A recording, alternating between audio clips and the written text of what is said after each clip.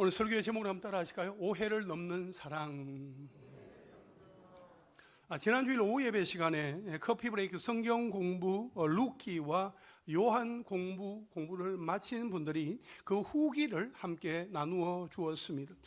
루키를 다 꿰고 자신이 발견한 그러한 부분들을 또 고백을 하고, 요한복음에서 말씀하신 예수님이 나에게 편지를 하신다면 아마 이렇게 편지를 하실 것 같다는 그러한 내용을 함께 나누어 주었는데, 한 분 한 분의 고백이 참으로 귀했습니다. 그렇게 공부를 마치고 후기를 나누기까지 그들을 위해서 수고한 인도자들이 있습니다. 저는 그 시간에 인도자 한 사람 한 사람의 이름을 부르며 격려하고 싶었습니다. 그런데 이상해요. 한 사람의 이름이 떠오르지 않아요. 그때 그 자리에서 물어볼 수도 없고, 저녁에 아내로부터 그 이름을 듣게 되었습니다. 김형경 집사님이었어요. 얼마나 미안하던지. 그래서 그 다음날 전화를 했습니다. 집사님 너무 미안했다고 자초지종을 쭉 말했지요. 그때 집사님은, 목사님 제 이름을 깜빡하셨죠? 저 그때 정말 너무 서운했어요. 그렇게 말한 것이 아니라, 목사님 괜찮아요. 안 그래도 원혜미 집사님의 이름을 2번 부르실 때 그 이름 속에 제 이름도 포함되어 있었다 생각했어요. 일부러 그러신 게 아니라는 거 잘 아니까 염려하지 마세요. 그렇게 말하는 겁니다. 실수한 목사의 마음을 이해해 주니 얼마나 고맙고 또 미안하던지요. 여러분 한번 생각해 보세요. 만일 그 집사님의 마음속에, 아니 목사님이 다른 인도자들 이름은 다 불러주셨는데 내 이름만 빼셨다는 거잖아. 목사님이 나를 싫어하시나? 불편한 감정이 있으시나? 그런 마음으로 오해라도 한다면 얼마나 마음이 어렵겠습니까? 얼마나 마음이 불편하겠습니까? 그러나 괜찮습니다. 염려하지 마세요 라는 그 고백, 그 말이 불필요한 오해나 단절을 원천 차단하였던 거지요. 여러분, 이것은 작은 하나의 사례입니다. 우리가 살아가다 보면 일상 속에서 얼마나 많은 일들을 경험하게 됩니까? 그 속에서 내가 상대방에 대하여서 어떤 마음의 자세를 취하느냐에 따라서 오해함으로 말미암아 분란이 생기기도 하고, 이해함으로 인하여 공동체를 화평하게 하고 은혜의 항해를 이어가게 하기도 합니다. 우리가 지난주에 함께 살펴보았던 말씀에서 오해와 단절은 안식을 무너뜨린다. 하나님 앞에서의 거룩이 공동체의 안식을 지킨다. 하나님 앞에서의 거룩이 공동체의 안식을 지킨다고 했습니다. 여러분, 요단 동편의 사람들은 여호수아로부터 이제 전쟁도 마치고 그 땅을 기업으로 다 분배도 하였으니 이제 가족들이 기다리는 요단 동편 그 길라 땅으로 가도 좋다 하는 허락을 받고 요단 동편을 향하여 걸어갑니다. 그러다가 요단 가에 이르게 되었을 때에 큰 제단을 쌓게 되지요. 그러다 요단 서편의 사람들이 큰 제단을 쌓은 일에 대하여서 오해를 합니다. 그들이 하나님을 떠났다, 우상 숭배를 시작했다 하면서 전쟁을 치르겠다고 무장을 하게 되었습니다. 그때 이스라엘 자손이 제사장 엘르아살의 아들인 비느하스와 이스라엘의 천천의 수령들, 그러니까 10명의 지도자들, 요단 동편 길라스로 즉시 파견하여 그 실태를 파악하도록 했습니다. 아울러 그들이 가서 전한 말은 영적인 경각심을 가지라는 경고였습니다. 그 후에 계속된 이야기가 오늘 본문에 기록이 되어 있습니다. 여러분, 사람 사이에 일어나는 갈등의 대부분은 오해에서 시작이 됩니다. 오해는 실체가 없는 그림자이지만 사람의 마음을 흔들어서 관계를 무너뜨리고 공동체까지 파괴할 수 있는 위력이 있습니다. 여러분, 사랑하는 사람 사이에서도 진심으로 대하며 살아도 때로는 오해가 발생합니다. 중요한 것은 그 오해가 생겼을 때 어떻게 대처하느냐, 오해를 풀어가느냐 하는 것입니다. 오늘 본문은 오해로 인하여 위기를 맞이한 공동체가 어떻게 이 위기를 넘어가게 되는지를 함께 살펴보겠습니다. 첫째로 한번 따라 하실까요? 오해는 공동체를 무너뜨리는 불씨가 된다. 그렇습니다. 오해는 공동체를 무너뜨리는 불씨가 된다 하는 겁니다. 전쟁도 불사하겠다는 그런 마음으로 사태를 파악하기 위해서 찾아온 비느하스 일행에게 이 요단 동편의 지파, 로벤, 가드, 므낫세 반지파의 사람들은 아주 분명하게 말합니다. 요단 동편 지파의 사람들의 마음이 전쟁을 준비하고 있는 서편 지파 사람들의 마음과는 전혀 달랐습니다. 오늘 보면 22절과 23절 말씀을 함께 읽겠습니다. 시작. 전능하신 자 하나님 여호와, 전능하신 자 하나님 여호와께서 아시나니 이스라엘도 장차 알리라. 이 일이 만일 여호와를 거역함이거나 범죄함이거든 주께서는 오늘 우리를 구원하지 마시옵소서. 우리가 제단을 쌓은 것이 돌이켜 여호와를 따르지 아니하려 함이거나 또는 그 위에 번제나 소제를 드리려 함이거나 또는 화목 제물을 드리려 함이거든 여호와는 친히 벌하시옵소서. 아멘. 여러분, 요단 동편 지파의 사람들이 이렇게 말하는 겁니다. 전능하신 하나님께서 아십니다. 우리는 번제나 소제나 화목 제물을 드리려고 제단을 쌓은 것이 아닙니다. 만일 하나님을 떠나려고 쌓은 제단이라면 하나님이 우리에게 벌을 내리셔도 좋습니다 하는 거죠. 여러분, 요단 서편 지파의 사람들은 요단 동편 사람들의 외형, 이 겉모습만 보고 쉽게 판단했던 것입니다. 그것은 사실이 아닌 추측에 근거한 잘못된 판단이었습니다. 그들이 제단을 쌓은 이유는 하나님을 떠나기 위함이 아니라 후대를 위한 증거를 만드는 것이었습니다. 그들은 하나님 앞에서 진심을 드러내면서 말했던 것이요. 여러분, 오해는 언제 생깁니까? 전부를 보지 않고 일부만 볼 때에 생깁니다. 안팎을 두루 살피는 것이 아니라 외형, 겉모습만 보고 쉽게 판단해 버릴 때에 생기게 됩니다. 또한 객관적인 기준은 무시하고 내 주관적인 고집을 기준으로 삼고 해석할 때에 생기게 되는 거죠. 여러분, 요단서편 사람들은 동편 사람들의 외형만 보고 판단했습니다. 또한 그것은 사실이 아닌 추측에 근거한 판단이었습니다. 이것은 오늘을 살아가고 있는 우리의 모습과 비슷하지 않습니까? 서로 얼굴을 마주치면서도 인사하지 않고 지나갔다고 서운해합니다. 무심코 툭 뱉은 그 말투 때문에 상처를 받았다 하면서 마음 문을 닫기도 합니다. SNS에 올라온 그림 하나, 문장 하나 때문에 그 사람에게 직접 확인하지도 않고 오해합니다. 집안에 사정이 있어서 예배나 기도의 자리에 나오지 못하는 것인데 믿음이 식었다고 그렇게 쉽게 말합니다.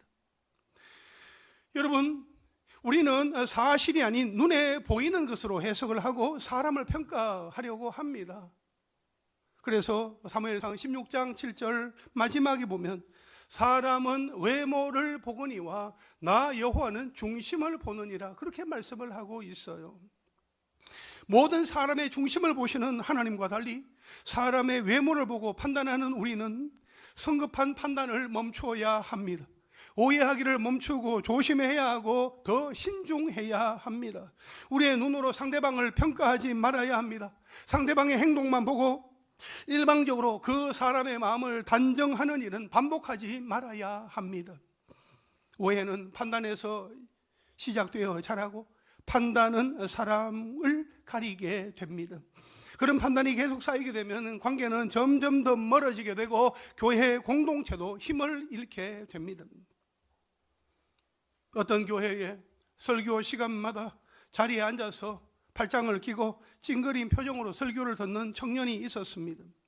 몇몇 성도들이 그 청년을 슬쩍 바라보면서 자세를 보니 겸손하지 않아, 목사님의 말씀을 전혀 듣지 못하고 있네, 누가 가서 살짝 이야기라도 해줘야 하지 않나 하면서 한마디씩 거들었습니다.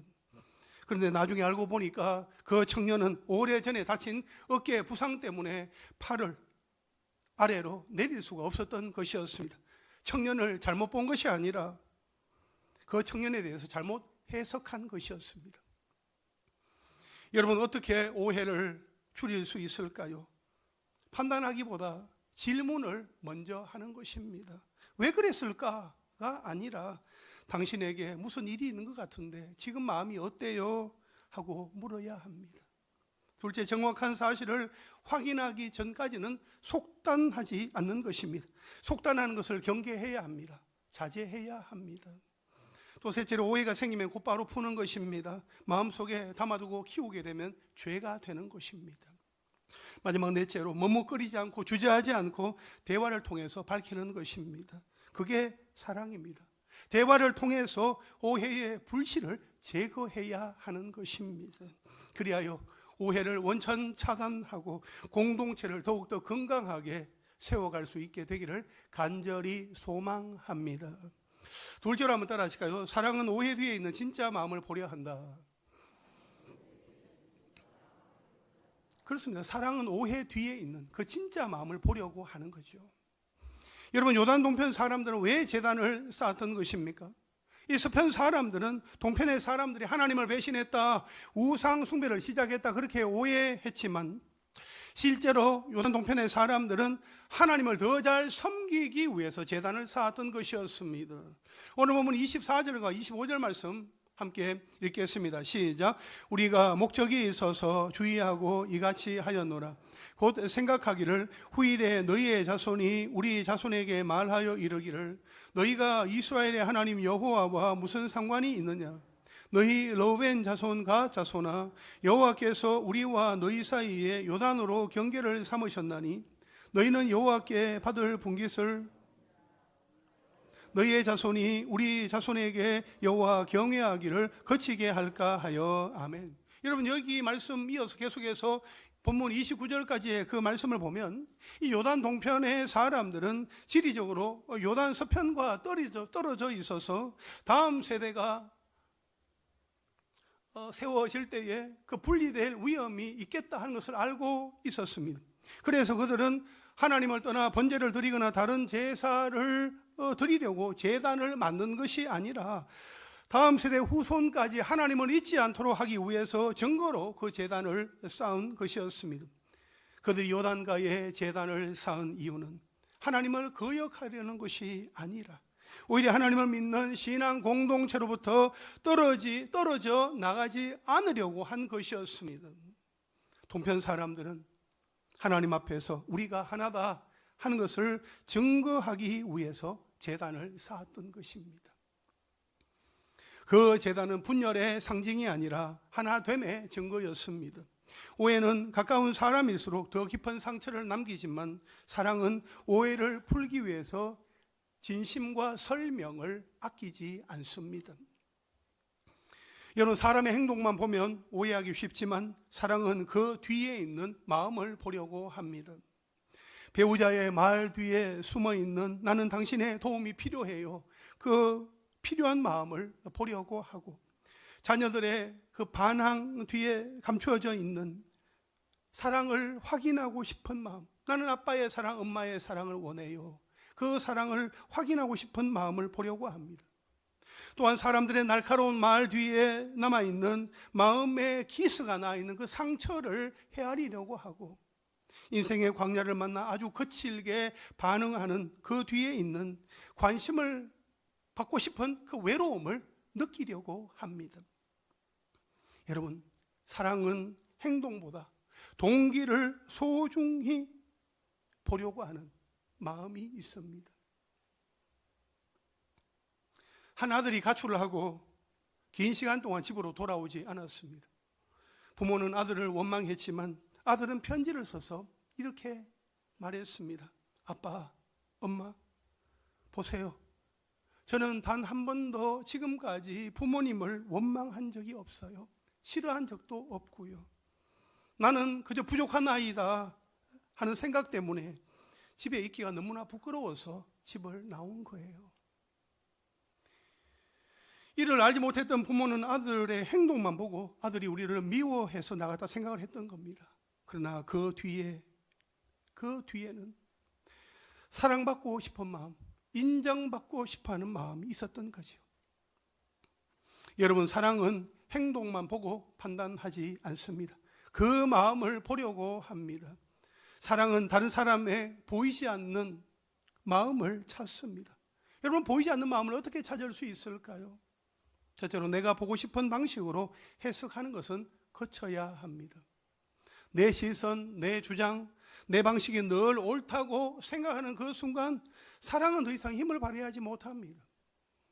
둘째, 상대방을 하나님이 만드신 아주 존귀한 존재로 봐야 합니다.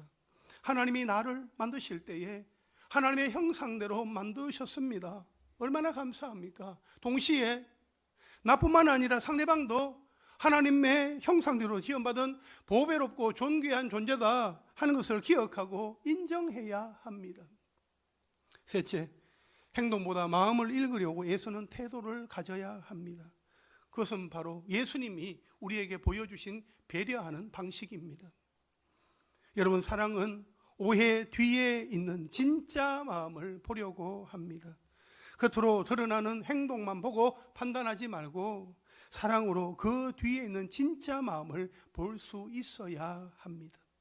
그러므로 우리 모두 내가 보고 싶은 방식으로 해석하는 것을 중단하고 상대방도 하나님이 만드신 보배롭고 존귀한 존재임을 인정해야 합니다. 그리고 행동보다 마음을 보려는 그러한 태도를 가지고 공동체를 새롭게 하는 일에 귀하게 쓰임받게 되기를 주님의 이름으로 축원합니다. 마지막 세 절로 한번 따라 하실까요? 사랑은 오해를 풀고 하나 되게 한다. 네, 사랑은 오해를 풀고 공동체를 하나 되게 하는 힘이 있습니다. 31절 말씀을 함께 읽겠습니다. 시작. 제사장 엘라살의 아들 비느하스가 로벤 자손과 갓 자손과 므낫세 자손에게 이르되 우리가 오늘 여호와께서 우리 중에 계신 줄을 아노니 이는 너희가 이 죄를 여호와께 범하지 아니하였음이니라. 너희가 이제 이스라엘 자손을 여호와의 손에서 건져내었느니라 하고. 아멘. 여러분, 여기에서 이 비느하스의 말을 보면 동편지파 사람들이 하나님을 떠나 우상 숭배를 시작했다 하는 그 오해가 풀렸다 하는 것을 우리는 보게 됩니다. 즉 이스라엘 공동체가 하나님 안에서 하나가 되었다 하는 것을 확신하는 것입니다. 또한 여기에 보면 너희가 이스라엘 자손을 여호와의 손에서 건져내었다 하는 이 말은 만일 요단 동편의 사람들이 우상 숭배를 위해서 제단을 만들었다면 민수기 25장에 나오는 바알보올 사건이나 여호수아 실장에 나오는 아간의 사건의 경우처럼 범죄한 당사자뿐만 아니라 이스라엘 공동체 전체가 하나님의 형벌을 받았을 것입니다. 그런데 그들의 행위가 하나님께 대한 그 신앙에서 비롯된 것이기 때문에 이스라엘 전체가 심판에서 벗어나게 되었다라고 말하는 겁니다. 만일 심판이 내리게 되었다면 서편 사람들이 이 동편 사람들 향하여서 전쟁을 치르게 되는, 그야말로 동족상잔의 그 비극의 소용돌이 속으로 들어갈 수도 있었겠지요. 이 소식을 서편지파 사람들에게 전달해 주었습니다. 그때에 성경은 이렇게 말씀을 하고 있습니다. 우리 33절 말씀을 함께 읽겠습니다. 시작. 그 일이 이스라엘 자손을 즐겁게 한지라. 이스라엘 자손이 하나님을 찬송하고 로벤 자손과 갓 자손이 거주하는 땅에 가서 싸워 그것을 멸하자 하는 말을 다시는 하지 아니하였더라. 아멘. 여러분, 이스라엘 자손들은 요단 동편 사람들의 이야기를 듣고 기뻐했습니다. 즐거워했습니다. 그들이 하나님을 찬송하고 우리가 가서 이 요단 동편에 있는 사람들을 다 멸하자 하는 말은 다시는 하지 않게 되었다라고 말씀을 하고 있습니다. 그들에게 있었던 오해는 전쟁을 일으킬 수도 있었지만 그들의 사랑은 오해를 풀고 공동체를 다시 하나 되게 했다 하는 것입니다. 그러다 보니까 전쟁의 위기도 다 사라지게 된 것이요. 여러분, 사랑은 대화를 포기하지 않습니다. 사랑하지 않으면 말하지 않습니다. 그러나 사랑하면 반드시 말합니다. 대화로 풀어갑니다. 가정에서 대화가 사라지면 가족들 간의 그 관계는 금방 멀어집니다. 직장에서도 대화하지 않으면 직원들 간의 오해가 조직을 분열시키게 됩니다. 교회에서도 대화가 사라지면 성도들 간의 불신과 상처만 자라게 되지요. 그래서 하나님은 대화를 통해 우리의 마음을 풀기를 원하십니다. 공동체가 교회이든 가정이든 일터이든 온전히 하나 되기를 하나님은 원하고 계시는 거죠.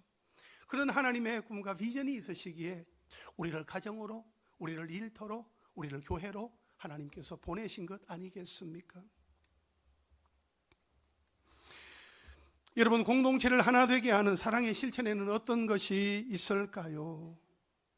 첫째로 오해가 있을 때에 침묵하지 말고 대화하는 것입니다. 때때로 말수를 줄이는 침묵이 오해를 키우게 됩니다. 대화해야 합니다. 입을 열고 말해야 합니다. 대화는 관계를 회복하도록 유익을 줍니다. 이러한 대화를 할 때는 말하기보다 듣는 것이 중요합니다. 먼저 들어야 합니다. 둘째로 상대방을 이해하려는 마음으로 듣는 것입니다. 듣는다는 것은 마음을 열었다는 것입니다. 집중한다는 것입니다. 내 사랑을 준다는 것입니다. 그리고 셋째는 내가 먼저 화해의 손을 내미는 것입니다. 우리는 상대방이 거절할까 봐 손을 내미지 못할 때가 있습니다. 주저할 때가 있습니다. 여러분, 하나님은 언제나 우리에게 먼저 찾아오셨습니다. 누가복음 15장에 보면 그 탕자 아들이 돌아왔을 때에 받아주었던 그 탕부 아버지, 사랑을 허비하시는 하나님 아버지의 그 허비하시는 사랑을 우리는 기억하고 배워야 하는 거죠. 그래서 우리는 몸부림하는 것 아니겠습니까? 우리는 어떻습니까? 정말 그렇게 해야 한다는 것 잘 알고 있습니다. 잘 알고 있어요. 먼저 손을 내밀어야 한다는 걸 알고 있습니다. 그런데 그게 참 쉽지 않은 것이 또 우리의 마음 아닙니까? 우리의 삶의 현장 아닙니까? 우리의 인간관계 아닙니까? 내가 먼저 손을 내밀고 찾아가서 만나줘야 한다는 것 우리가 알면서도 그렇게 하지 못하는 그런 모습들이 저나 여러분에게 있지 않습니까? 그냥 눈을 감고 기도하기만 하면 네가 먼저 상대방에게 손을 내밀어라, 품어라, 이해해라, 용서해라, 사랑해라 하는 그런 말씀이 생각나게 하십니다. 그러나 내가 먼저 손 내미는 것 나는 하고 싶지 않습니다. 자존심 때문이지요. 내가 잘못한 것도 없는데 내가 왜 먼저 손을 내밀어야 하나 한 그런 이유를 붙이면서 우리는 주저합니다. 그런데 하나님께서 먼저 나에게, 우리에게 하신 것을 생각하면 나는 어떻게 해야 할까요? 말씀을 붙들고 기도하는 중에 하나님께서 어떻게 하기를 원하시는지, 정말 하나님의 뜻이 무엇인지 하나님 앞에 깊이 기도하는 가운데 하나님의 그 음성, 또 하나님의 뜻을 깨닫는 은혜가 우리에게 있게 되기를 간절히 소망합니다. 여러분, 사랑은 오해를 넘어 증거로 나타납니다. 마지막 34절 함께 읽겠습니다. 시작. 러벤 자손과 가 자손이 그 제단을 엣이라 불렀으니 우리 사이에 이 제단은 여호와께서 하나님이 되시는 증거라 함이었더라. 아멘. 여러분, 이스라엘 동편지파와 서편지파 사이에서 갈등의 원인이 되었던 이 제단은 이제 이스라엘 공동체를 하나로 묶어주는 사랑의 표지, 또 믿음의 증거가 되었습니다.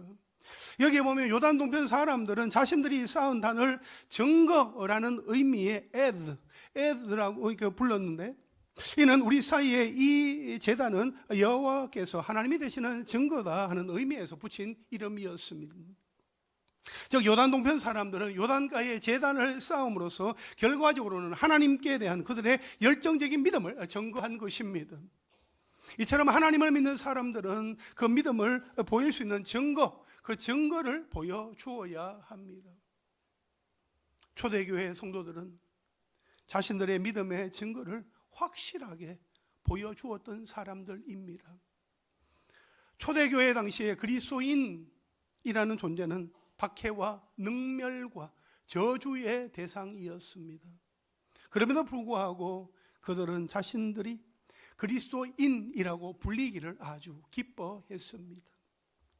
또한 온갖 박해와 시련을 당한다 해도 예수님을 구주와 주님으로 부르는 것을 아주 합당하게 여겼습니다. 이것이 바로 그들이 보여준 믿음의 증거였습니다. 그때와는 달리 오늘 우리나라에는 신앙의 자유가 보장되어 있어서 성도들의 생명에 위협을 가하는 박해와 협박은 거의 없습니다. 또한 그리스도인이라는 단어는 성도들을 부르는 보편적인 명칭이 되었습니다. 따라서 단지 그리스도인으로 불린다 하는 그 자체만으로 그것을 그 사람의 믿음의 증거로 삼기에는 뭔가 불충분하다 하는 그 생각을 지울 수가 없습니다. 오늘날 많은 사람들이 성도와 그리스도인으로 불리고 있지만 그들이 다 참된 신앙인은 아닙니다. 그렇다면 오늘 우리는 어떻게 자신의 신앙, 자신의 믿음을 증거할 수 있을까요? 바로 하나님의 말씀대로 행함으로써, 하나님의 말씀대로 행함으로써 진짜 그리스도인다운 삶을 사는 것입니다. 여러분, 우리 가정 공동체에도 믿음의 증거가 필요합니다. 우리가 살아가고 있는 삶의 현장 가운데 가정이라는 가장 작은 공동체에 그 믿음의 증거가 필요한 거예요.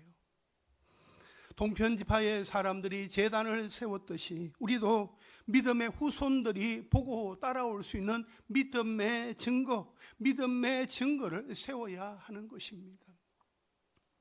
은혜의 보좌 앞으로 담대하게 나아가서 예배하는 모습, 하나님의 말씀을 듣고 그 말씀이 내 말씀이 되기를 갈망하며 기도하는 모습, 말씀을 내 삶의 그 모든 선택의 기준으로 삼는 말씀 중심의 모습, 이웃과 도시와 민족과 열방을 향한 나눔과 섬김과 봉사를 실천하는 사랑의 모습, 그리고 형제와 자매를 향한 이해와 용서, 배려와 헌신의 모습, 이 모든 모습들은 하나님을 주인으로 섬기는 가정과 교회에 나타나는 증거다 하는 것입니다. 여러분, 하나님을 주인으로 모시고 살아가는 가정과 교회는 이런 증거가 나타나게 되어 있습니다. 그런 증거가 나타나는 그 현장에 우리 모두가 증인으로, 주인공으로 설 수 있게 되기를 간절히 바랍니다.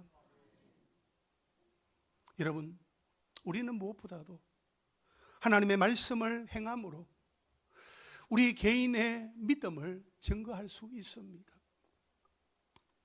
그렇다면 나는 과연 나의 믿음을 증명해 보일 만한 증거가 있는가, 행함이 있는가 하는 것입니다.